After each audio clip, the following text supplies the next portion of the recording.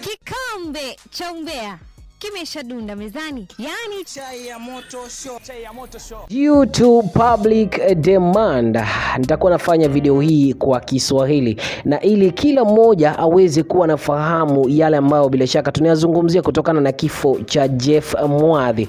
And of course, ni matumaini yangu kwamba mzima wa afya popote ulipo, mtazamaji wangu wa Jos Kenya Official. Tumerudi ndani ya mitambo ili kuzidi kukueleza mambo yale ambayo yanatukia kule katika mitandao ya kijamii. Tuende moja kwa moja ili niweze kukufahamisha, na kwa kwanza tu mtazamaji, ni kwamba bila shaka wale ambao ni DCI ama wale ambao ni branch DCI wameweza kuzungumza na kutoa siku maalum ambayo bila shaka watakuwa wanaenda kufukua mwili ambao ni wa Jeff Mwadhi, kijana ambaye aliweza kusemekana kuruka kutoka gorofa ama orofa ya 10 mpaka chini, lakini baada ya kufanywa upelelezi wa phase 1 ambao iliweza kuachiliwa na DCI, waliweza kueleza kwamba Jeff ni kuuawa, aliweza kuuawa, lakini baadaye mambo mengine yameweza kujipuka na nikakuweza kukuwekea audio ambao bila shaka imeweza kukuelezea masuala tofauti kutokana na kile ambacho kiliweza kutendeka, lakini story haipo hapo.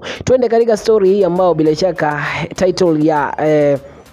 title ya video hii imeweza kukuleta hapa kwamba je, DJ Fatxo ataweza kukubali iwapo ataweza kupatikana mwenye makosa?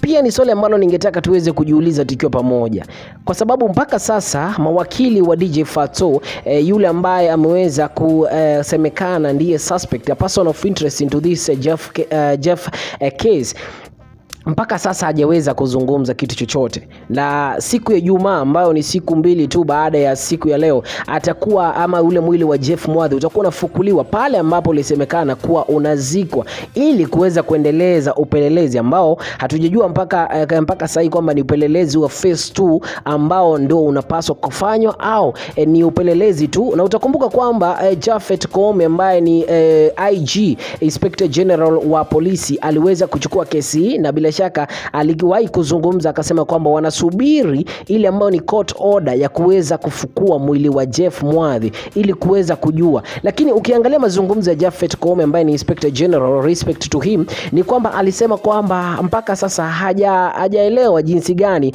ambavyo mwili wa Jeff uliweza kutoshea katika lile shimo ambalo linasemekana kwamba lile shimo ambalo lilikuwa katika dirisha ambalo lilisemekana kwamba ndipo Jeff aliweza kujiachilia. Je, kipi ambacho kitatokea baada ya upelelezi ambao utafanyika baada ya kufukuliwa kwa mwili wa Jeff?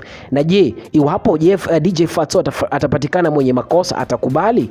Na je, mawakili ambao waliweza kuwakilisha ama ambao waliweza kuchaguliwa kuweza kumwakilisha DJ Fatxo wataweza kuzidi kumtetea DJ Fatxo? Itakuwaje? Na je, wewe maoni yako ni yapi? Niambie kwenye comment section, tupatane kwa muda ambao sio mchache.